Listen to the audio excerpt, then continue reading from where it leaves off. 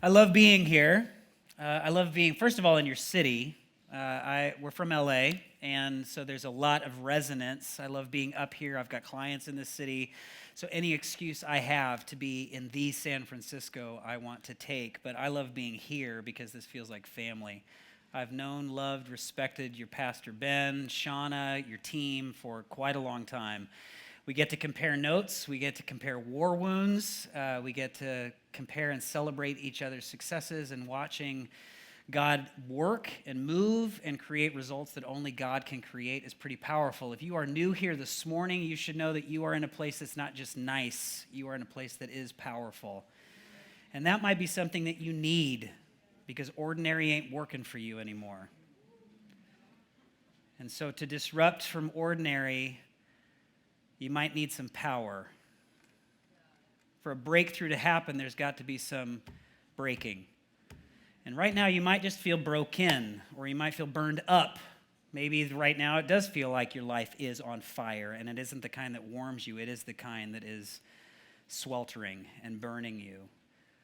I could go through all the cliched examples over the last few years, but with COVID and shutdowns and the mental health challenges that have faced my family and my 2 teenage daughters, and bank shutdowns and unemployment, rejection and sickness, there's plenty of fires. But before we get into, I think, an uncommon perspective that might help us endure and even make the most of what it's like to be in the fire, I just want you to get really grounded in whatever fire feels like for you right now. Because when we are experiencing fire, we are brought to that age-old question that our species has been asking for generations: why do bad things happen to good people? It's a good question. It's a tough question. But get grounded in whatever on earth bad feels like for you. Just feel. Maybe you feel like something bad is happening in your life right now. It might just be a bad morning or a bad hair day. I don't know. I haven't had one of those in a long time.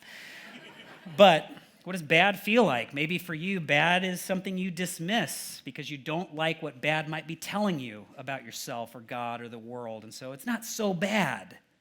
Or maybe for you, bad is telling you everything. Bad isn't just one part of life. Bad seems to define all of life for you. And I get and respect those different perspectives of bad as I've gone in and out of bad seasons of my life. But why would that happen to an otherwise good person? The oldest manuscript, or one of the oldest manuscripts we actually have in history, one of the oldest pieces of literature, is the memoir of Job, which is contained in the Jewish scriptures. It's in the Old Testament, in this collection that we call the Bible. And Job, the central question that Job wrestles with is, why do bad things happen to what seem like good people? There's a really famous book written by Rabbi Harold Kushner, which is actually called When Bad Things Happen to Good People. And in it, he says, we could bear nearly any pain or disappointment if we thought there was a reason behind it, a purpose to it. So maybe that's the perspective that would help us face the fire. Why do bad things happen to good people? Why do bald things happen to brilliant people? Ben and I would wonder. If you've never met Ben, you'll understand that joke when you get to meet him in the weeks to come. Rabbi Kushner's book is very, very good. I've read it now a couple of times. Very insightful, critically acclaimed, but also critically targeted a little bit, because they felt like he stopped short of asking a harder moral question. And the harder moral question, I think, is, why do good things happen to otherwise bad people? You want to talk about life being unfair? You know what it's like. I see a lot of nodding heads. You're like, I'm thinking about my ex right now. And she shouldn't be dating him with all that money he makes. Why do good things happen to bad people? Why do crooked politicians get off the hook? Why do perpetrators of violent crimes, police brutality, biological terrorists, why do they get to succeed? Why do they get to win? Why do good things happen to bad people? That feels like fire. Enough heat to make me mad. And the invitation today is just to try on a different perspective as you face fire of unfair. A perspective that if it doesn't serve you, you don't have to keep it. But one I want to introduce and suggest that might help you not just make meaning of the fire that you might be going through, that you're seeing in the world around you, but actually empower you to make choices that change the world around you. This uncommon perspective is one that Again, I don't have to be right about it, but one that for generations people have adopted to help them find their way through the fire and experience something like joy and hope when life is burning down. It's the perspective, I think, that the man Daniel had in so much of his life. I see it modeled in this account of his life that we call Daniel. It's a perspective that might serve us today. Now, some of you might think the Bible is full of make-believe. I don't blame you for thinking that. I speak to people all over the world, and it's a mix of people who are like, I believe every single word this says, and people who are like, I really am suspicious of all the words that this thing says and what it's empowered people to do. You might think that the Bible is full of make-believe, but one of the things that we might all like about the Bible is at least in here, the bad guys get bad things, right? Because in real life, total creeps get the power. You know, in real life, total creeps become presidents and sometimes even pastors. But in the Bible, they get incinerated. You know, in the Bible, they get eaten by lions. They drown. Like, that's what happens in the Bible. It's one of the things I love. And so it might be just kind of refreshing, just for a moment, to take a break from normal world and let the bad guys burn. Welcome to the Bible. The Bible loves to let the sleazeballs strut and fret their hour upon the stage, and then that's the Bible. And I think I'd like to see a little bit more of that in my world. In chapter 5 of Daniel's memoir, if you've got a Bible, you could turn to Daniel chapter 5, or you might have it in an app, and don't worry if you don't have either of those things. We're going to put all the words that I'm looking at up on the screen behind me. But in Daniel chapter 5, let me give you a little bit of context of what's happening in the world on this particular day.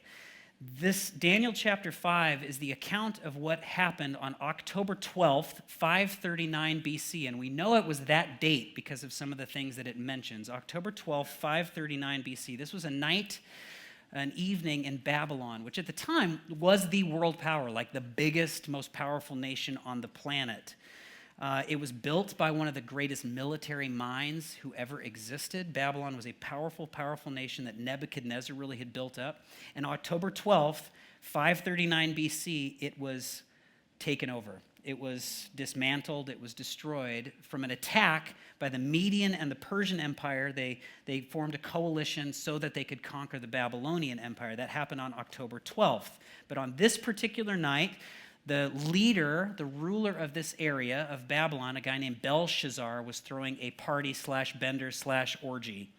And he was celebrating how powerful he was and that no god could take him down. In fact, he was so sure of that he decided to take some ritual artifacts from the Jewish temple. They had subjugated the Jewish people, so he took some of their precious things that helped them celebrate their god, and he used it as glassware at his party. You know, that was like the red Solo cups at his party were these ritual devices. And it wasn't just appropriation, like he wanted to look a little Jewish. No, this was like a spit in the eye of this, quote, God that the Jewish people were worshiping. That's what he was doing.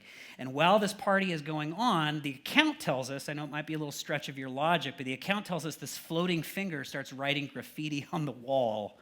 So just imagine, like, I'm sure you've seen Wednesday. Everybody's seen Wednesday, like Thing, Addams Family. Like, imagine Thing just like went up on the wall and started writing, and people just freak out.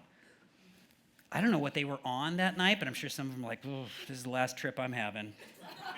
Because this thing is writing on the wall. So Belshazzar asks his advisors, which kings had back then, advisors that would tell them superstitious things like this is the meaning behind the meaning.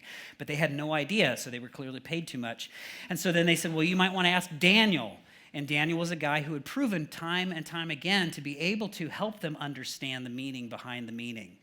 He had so often been reliable with this is what's going on in the world, and this is what some of these things that you're seeing actually mean. This is what God is up to. So they bring Daniel in. They bring Daniel in, and Belshazzar says, I'm going to give you the third place in the kingdom. I'll give you this authority. I'm going to give you all this power. I'm going to give you prestige. I might even give you prominence and prosperity.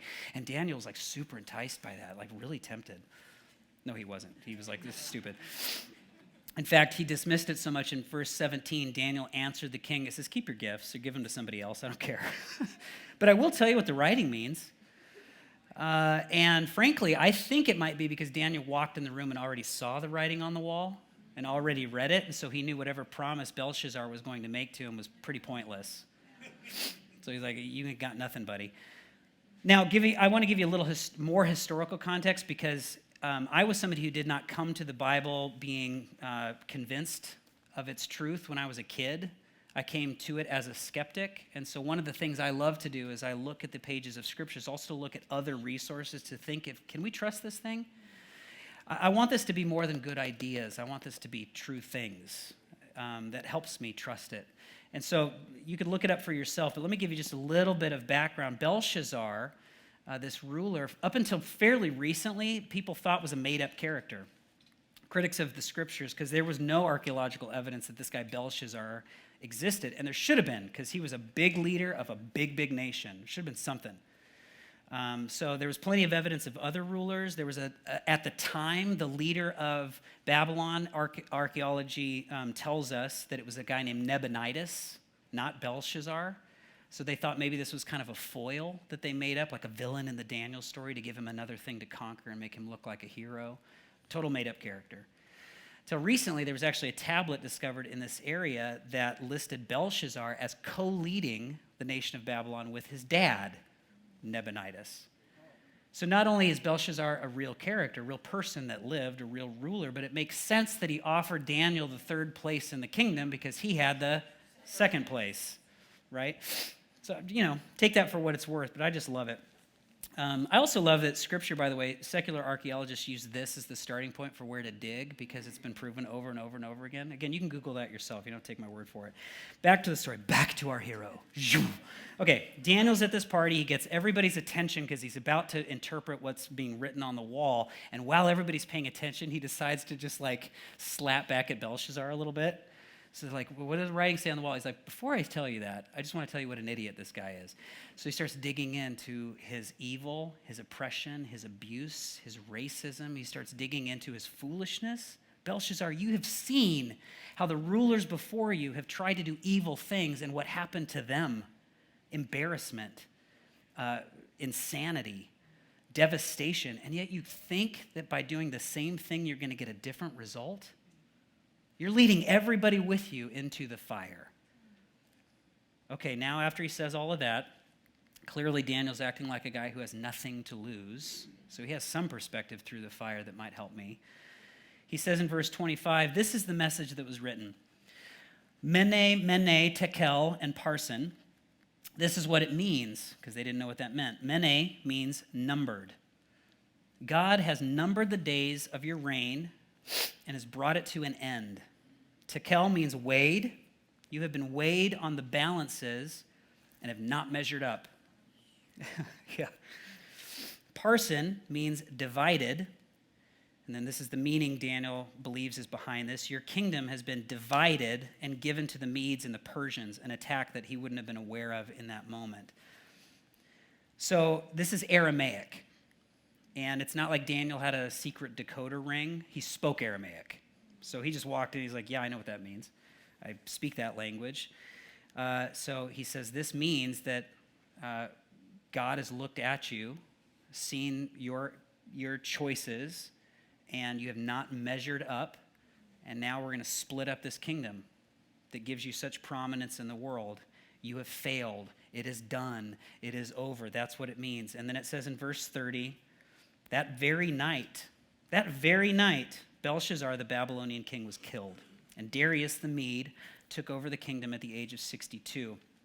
Boom. Just like that. I love it when the Bible doesn't make us wait for divine judgment. It's like right there. Again, just to give you a little bit more, I'm going to geek out for a second, so please track with me if you would. Two non-Bible accounts, one by a historian named Herodotus and another one by a historian named Xenophon. They describe this raid on Babylon from the Medes and the Persians happening on the night of a party. So there's other evidence that there's some veracity to this. Next week, we're going to pick up what happened with Daniel as he was influencing the culture under the reign of Darius. That's the Median king. And his uncommon perspective through the fire didn't just give him stability and confidence. It changed the world around him. So we're going to see even more of the example of what we can learn from Daniel.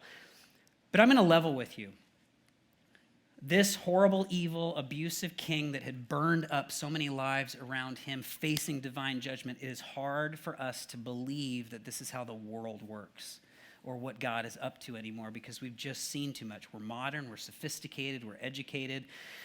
So I don't think there's writing on the wall. I often have thought there's not writing on the wall for evil people.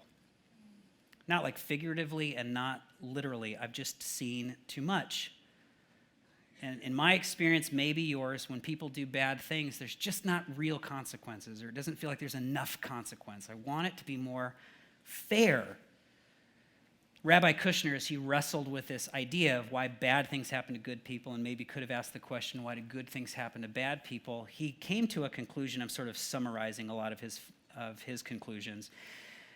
Good happens to bad people, bad happens to good people, but at the sort of the summation of all of that, he says good and bad things happen for the reason anything happens, because things happen.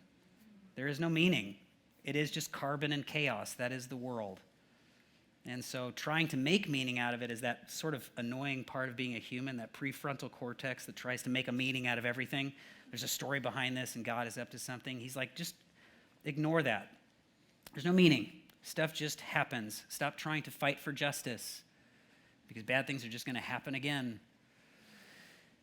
This is a nice Bible story, but unless you were born yesterday, I don't blame you for not buying it. Like, I just don't think this is true. It's a nice little fantasy. Sometimes even like the reputation of bad people doesn't feel like it's just. As we look back at history, the winners get to write it, in some cases, and I think it's good to revisit how history is written or what stories get to be told. But sociologists also have a thing called an end-of-life bias. You've noticed this every time you've been to a funeral of somebody who's not a great person, but at the funeral, they're like, we're not going to talk about any of that stuff. We're just going to make this person seem like a total hero. And you're like, Uncle Tim? Are they talking about the same guy? Because he was a jerk. But you don't say that at a funeral. No, end-of-life bias is something that when there's a choice or an event, or you find out something about someone that can course correct how you understand their whole life, you find it out at the end of their life. So, for instance, if we'd found out that Mother Teresa also embezzled a bunch of money right at the end of her life, that is now the first thing that you will think about when you think about Mother Teresa. The same is also true in bad people. Often they have foundations, and they're now known for this thing that is serving a bunch of people rather than the fact that they own slaves. Right? So even that doesn't seem like there's justice. So again, I'm just asking you to adopt this for a second and see what it might produce in your life. I do think that in the fire of unfair, we can adopt an uncommon perspective that we will see justice. That we will. We will see justice. Even if it's not happening now, we don't feel like it's enough, we will see it. What might that perspective give us?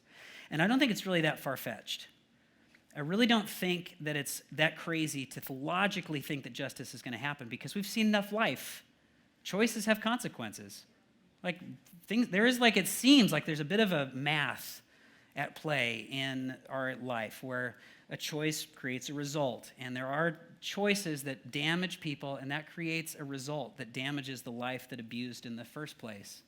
Let's not even make it a moral thing. I think it's just the way life works out in general. We get this. It's not that profound. A few years ago, I ended up in the hospital on a date night. I was out watching a movie with my wife, and we're 5 minutes into the movie at a movie theater. And then the next thing I remember, the lights are on in the theater, and everybody's looking at me. And I woke up, I looked down, and my shirt's got a V of sweat in it. And my wife's nervous, and the manager of the movie theater was there. I'm like, what on earth happened? And from her perspective, we're watching the movie, and then she sees my eyes roll back in my head, and I had what looked like a seizure.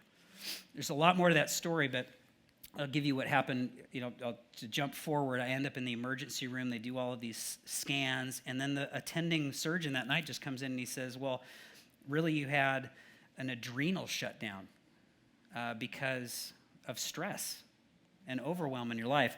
I had planted 2 churches. I was talking to Lindsay about this earlier, and there's just something about the thick of church planting that, especially if you have the perspective that you have to do it all. One of the beautiful things about the opportunity to serve alongside each other in Epic is that not only do you get to see how valuable you are to the world around you, but it also helps to, share the load. I didn't have that perspective when I was first getting started in church planting in Los Angeles, and it landed me in the hospital, and it affected my marriage. But while I was there, it was interesting. I'll never forget, the doctor said, you know what? 80% of the people that I see are in here because of the consequence of their choices, not because of their biology. So the world is kind of written in a way that choices have consequences. It does make some sense. And I think maybe before Daniel ever saw the writing on the wall, he just saw it play out in life. Like Belshazzar, if we look at your life, like somebody's measuring this. And at the end of it all, the scales will be tipped. If you need any evidence that there is some justice in the world, go to your high school reunion.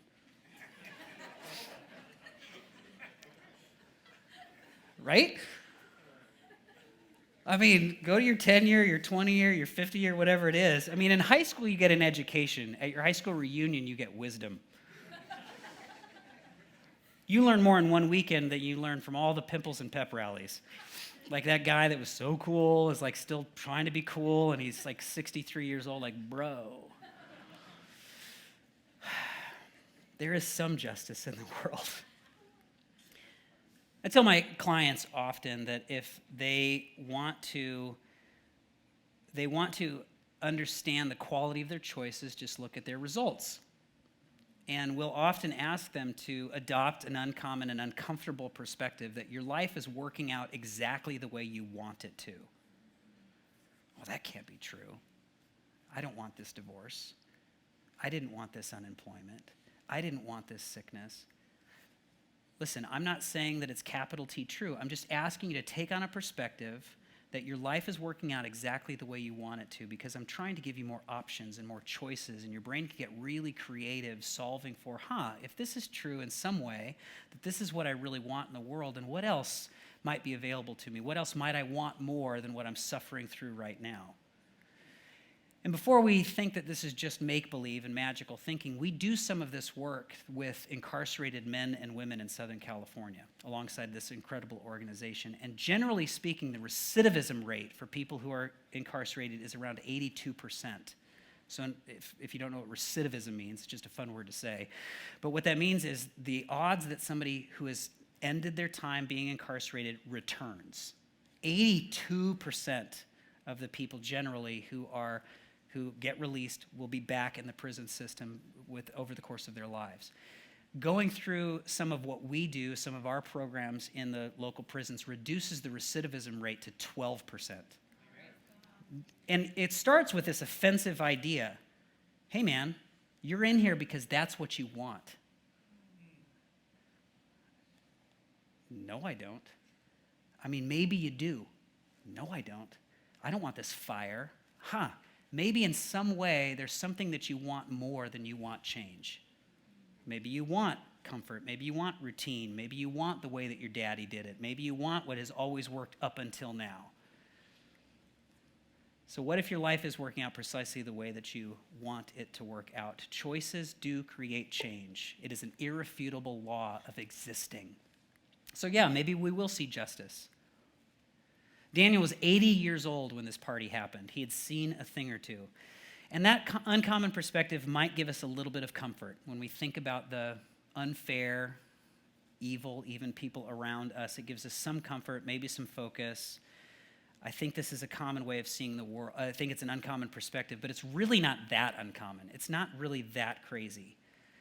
And so I don't blame you if it doesn't give you a whole lot of encouragement. So I want to add a little bit to this perspective that I think makes it very uncommon.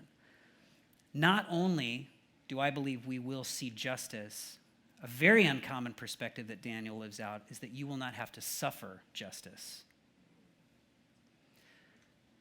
You and I will see justice, and I'm asking you to think, what would life look like? What would you do now if you also realize that you don't have to suffer justice? Wanting to see justice in the world sounds really, really noble if it only applies to, quote, bad people. Like, I'm glad you got canceled. I'm glad you lost all your money. You got what was coming to you, Belshazzar, your dad, whoever it was. Religious people, by the way, are really great at this. Church people are great. Like, we find a particular sin that makes us uncomfortable, and then we tend to believe it makes God really particularly uncomfortable. And so when somebody who's doing that particular thing suffers a consequence, like, see, I told you. I'm not saying anybody in here does that. I've just heard of some people that have done this. But Daniel's moment invites us to consider something else. Daniel's life, if we really zoom out, invites us to consider something else. And that is that there's a hand writing on the wall for each of us. Not just the people that I think deserve it, but for all of the ways I know I deserve it. An uncommon life transcends this dependency on fair. An uncommon perspective is not asking for the world to be fair, because fair for everybody means fair for me. And while there is justice for the evil I see in the world, I really am uncomfortable with the justice that might address the evil in my own life. And I believe a community of Jesus followers is better equipped than anybody on the planet to see that justice is going to happen in the world, but not in a way that makes us intolerant and narrow and judgmental and bigoted. That is not the God we serve. Easter is coming up in a couple weeks. And Easter, if nothing else, is a celebration of a king that cannot be canceled, a king who cannot be mocked, but a king who's willing to absorb all of the justice that I deserve to suffer so that I could be free. So, I know that there is going to be divine justice. I know that evil at some point will be absolutely addressed. I know that pain will cease. I know that suffering will end. And I also know that there's an opportunity for all of the bad people and the Belshazzar in me to experience freedom now. That's the God that we serve. That's an uncommon perspective, that God has come to absorb the justice that the outcast and the victim and all of the bad guys deserve. That his love is coming for all of us. If God is good, he's going to confront evil, but not just the evil I want him to. He's going to confront the evil in my own story. But it's the grace of Jesus that says, I'm going to take your place, okay? I'll take the punishment. Will you admit that you need forgiveness? Will you admit, like so many people have before you, that choices have consequences, but you do not have to bear the brunt of all those consequences? Not every king before you has admitted this, but it's your turn. Not every person before you has admitted this, but it's your turn. I think it's a common perspective to think that nothing really matters, that good and bad things just happen. I think that's common. I think it's common to think that everything's random, that there's no real justice. I think it's a common perspective. I think it's even a common perspective to say that there is justice, that choices matter. But I think it's uncommon then to say, gosh, maybe even there are times when the evil people get their comeuppance, but I think that there's something even more liberating right now, that I am empowered to serve the person who is creating fire in my life. I'm empowered to pray for, to love, to advocate for the person who is so scared that they decide to bully. I have a perspective that there is justice that will be served, but not anybody has to suffer justice if they choose to trust in this moment. It may seem a little odd. I'm going to take a little left turn here because I had a weird dream, and I got to tell you guys about it. This is a little bit ago where I had this dream that I imagined I died and went to hell. Maybe it's a nightmare. This was a nightmare. And hell looked like Hogwarts in my dream. So there's that. What I'm about to share with you probably reveals a lot about me psychologically, so you can pray for your boy. But in this version of hell, which is this, by the way, this is not in the Bible, so don't trust that there's any truth to this. But so I go to hell, and in this dream, when I get to hell, I'm told by somebody at the front door that I'm going to get a chance to get out of hell in 80 years. So in other words, I get another lap. But I have to exist in hell for this 80 years, okay? And so they said at the end of the 80 years, there's going to be a test. And if you pass the test, then you get to go to heaven. I'm like, okay. But then the real cruelty was that they never told me what the test was about. So for 80 years in my dream, I do everything to pass any conceivable test. I learn all these different languages. I'm not making this up. I'm making it up in my dream, but this was the dream. I studied ethics. In my dream, I became like a piano virtuoso. I also, this is so funny, in my dream I started doing javelin because I thought that it would be like an Olympic test maybe at the end of the 80 years.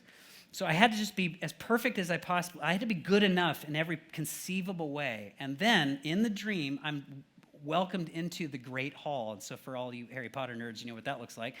So I walk into the Great Hall, and this is that moment. This is after 80 years, the moment of truth, when finally, mene, mene, tekel, parson, I will find if I measure up. So imagine my discouragement when I find out that the final test was Pac-Man. Like the video game.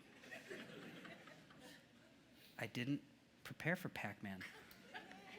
So I'm terrified because I have to beat the high score in Pac-Man to get into heaven. That's hell.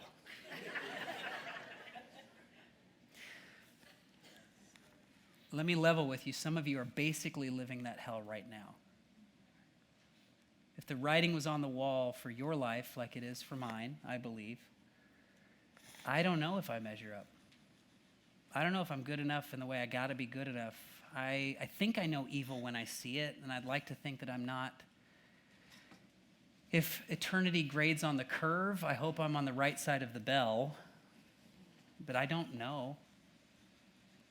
So if God is good, and God is powerful, and God loves us, maybe he's done everything necessary for you to belong now.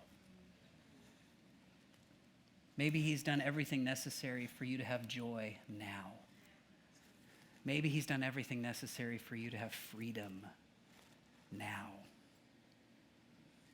That's how to hold strong in the fire, is to know that there is a God who is with you, who will never leave you and never forsake you. If you would be willing to trust him, not just once for the rest of your eternity, but right now. What would that empower you to do? What choices do you have? You are not a victim of your circumstances, but you are a powerful presence of love and hope and peace and joy no matter what is going on in life. That's who you are. That's who God has empowered you to be. If you have yet to trust this uncommon perspective for the first time, I want to give you a chance to have a conversation with God that changes everything. This might even be a conversation as if you're somebody who has started to follow Jesus in your life that may give you the kind of strength, fortitude, and clarity that you need in the middle of your fire right now. It's the same prayer. So if you want to, you can close your eyes just to be alone with your thoughts and communicate in a voice that only you and God can hear. And the conversation goes something like this.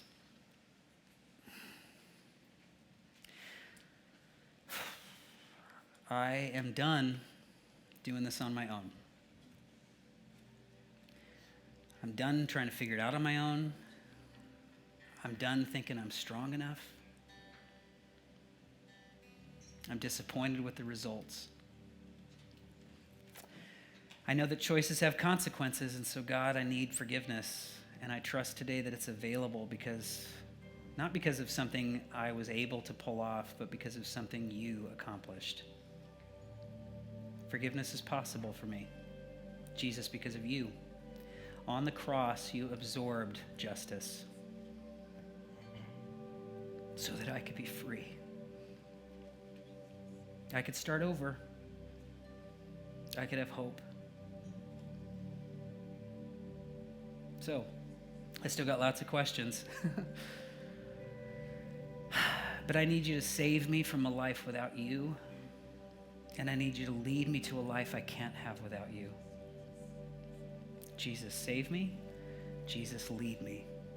Jesus, save me. Jesus, lead me.